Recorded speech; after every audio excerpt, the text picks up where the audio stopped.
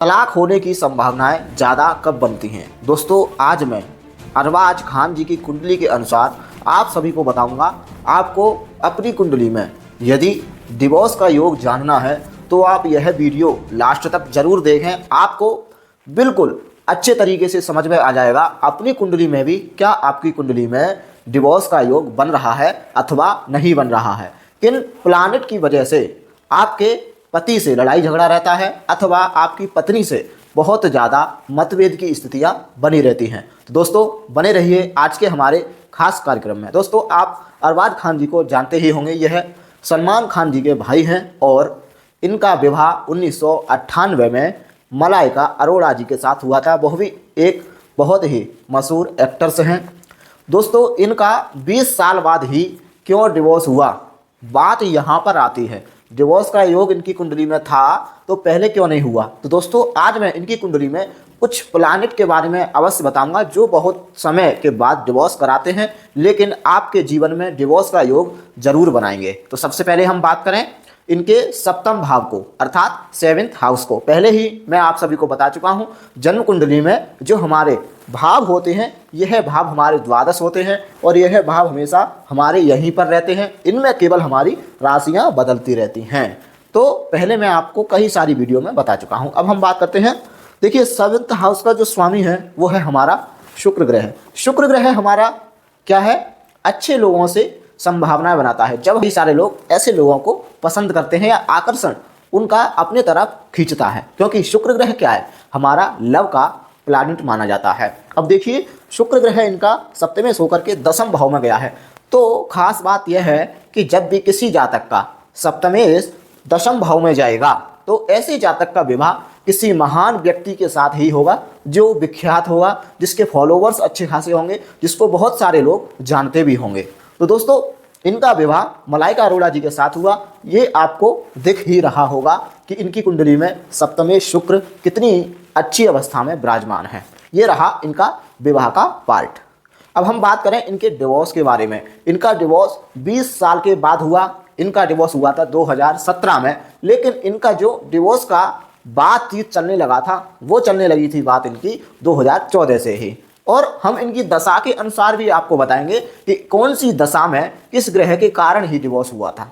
आप सबसे पहले इनकी डेट ऑफ बर्थ कंफर्म मैं करा देता हूं। देखिए, 4/8/1967 इनकी डेट ऑफ बर्थ है। टाइमिंग जो ली गई है हमारी पंचांग के अनुसार, जो टाइमिंग के अनुसार, जो सूर्योदय के अनुसार लिया गया है वो 2 बजे PM लिया गया है। तो इसको आप डाल भी सकते हैं, स्थान आप मुंबई डाल सकते हैं, उसमें आप दशा भी निकाल सकते हैं। अर्थात डेट ऑफ बर्थ इनकी ये कन्फर्म है। अब हम जानते हैं इनकी जन्म कुंडली में 20 साल बाद ही क्यों तलाक हुआ। देखिए, यहाँ पर जो इनका पंचमेश है बृहस्पति, वो भाग्य स्थान में उच्च का होकर के बैठा हुआ है और अपनी भाग्य स्थान से 9वीं दृष्टि बृहस्पति डाल रहे हैं। अर्थात बृहस्पति जब भी कहीं देखते हैं तो वहाँ पर शुभ प्रभाव देते हैं। लेकिन यहाँ पर एक चीज़ खराब हो रही है, जो कि शनि ग्रह यहाँ पर बैठा हुआ है। जो शनि देव 5म भाव से संबंध बना रहे हो या 7म भाव से संबंध बना रहे हो, तो ऐसे जातक का डिवोर्स शनि देव बहुत ही 20 साल में अथवा 15 साल के बाद अवश्य कराते हैं। ऐसा योग ये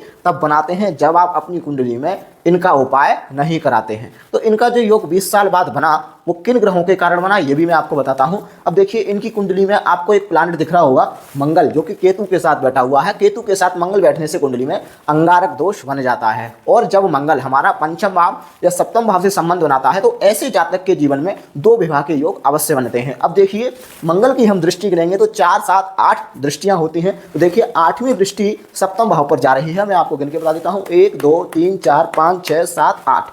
8वीं दृष्टि मंगल की 7म भाव पर जा रही है। अर्थात ऐसे जातक के जीवन में काफ़ी अफेयर्स बने रहते हैं और ऐसे जातक के जीवन में 2 विवाह अवश्य होते हैं, जो कि इनका अभी बहुत जल्दी में ही इन्होंने अपना दूसरा विवाह किया है। और पहला विवाह इनका जो टूटा था वो 2017 में टूटा था।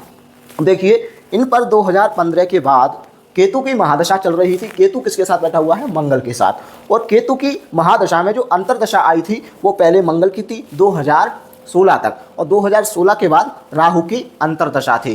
तो दोस्तों, जो मंगल की अंतरदशा रही और मंगल 7म भाव को देख रहा था, उसी समय इनकी डिवोर्स की बात चलने लगी थी। और इनका डिवोर्स 2017 में 11 मई को हो गया था, जो कि राहु भी इनका इसमें बैठा हुआ है, मंगल की ही राशि में बैठा हुआ है और राहु मंगल को देख भी रहा है और मंगल राहु को देख भी रहा है। तो मंगल और राहु की अंतरदशा में इनका डिवोर्स हो गया था, जो कि केतु की महादशा थी। तो केतु यहाँ पर बैठा हुआ है, केतु भी संबंध सीधा राहु से बना रहा है, मंगल से बना रहा है। 4 संबंध होते हैं जन्म कुंडली में जो ग्रहों के बनते हैं, प्लानिट के बनते हैं। जैसे एक होता है द्वितीय संबंध, दूसरा होता है दृष्टि संबंध, जो ग्रह आपस में दृष्टि रख रहे हो। एक तीसरा संबंध होता है राशि परिवर्तन संबंध, जैसे इसकी शनि की राशि में मंगल बैठा हो और मंगल की राशि में शनि बैठा हो, ये राशि परिवर्तन संबंध होता है। और चौथा संबंध हमारा माना जाता है एकल दृष्टि संबंध, जो कि एक ग्रह किसी ग्रह को देख रहा हो और वो ग्रह उस ग्रह को नहीं देख रहा हो, तो ये हमारा एकल दृष्टि संबंध होता है। तो दोस्तों आज मैंने आप सभी को अरबाज खान जी की कुंडली में बताया है कि इनका डिवोर्स का योग किन किन ग्रहों के कारण बना था और 20 साल बाद ही क्यों हुआ था, और इनकी कुंडली में 2 विवाह के योग कौन सा ग्रह बना रहा है। और अभी भी इनकी जो शादी हुई है वो देखिए बृहस्पति पंचम स्थान को देख रहे हैं, तो जातक की लव मैरिज ही हुई है, अर्थात इन्होंने जो दूसरा विवाह किया है वो भी लव मैरिज ही किया था। तो दोस्तों इनकी कुंडली में बहुत सारे ग्रह ऐसे बैठे हैं जो कि डिवोर्स की तरफ ले जाते हैं। तो आपकी कुंडली में भी यदि ऐसे प्लैनेट खराब स्थिति में बैठे हुए हैं, पंचम भाव को खराब कर रहे हैं, सप्तम भाव को खराब कर रहे हैं, तो आप उन प्लैनेट का उपाय निवारण जरूर करा लें, नहीं तो आज नहीं तो 20 साल बाद आपका डिवोर्स होना तय है। यह बात आप 100% लिखित में मेरे से ले सकते हैं। तो दोस्तों अगली वीडियो में मिलता हूँ, जब तक के लिए नमस्कार, राधे राधे।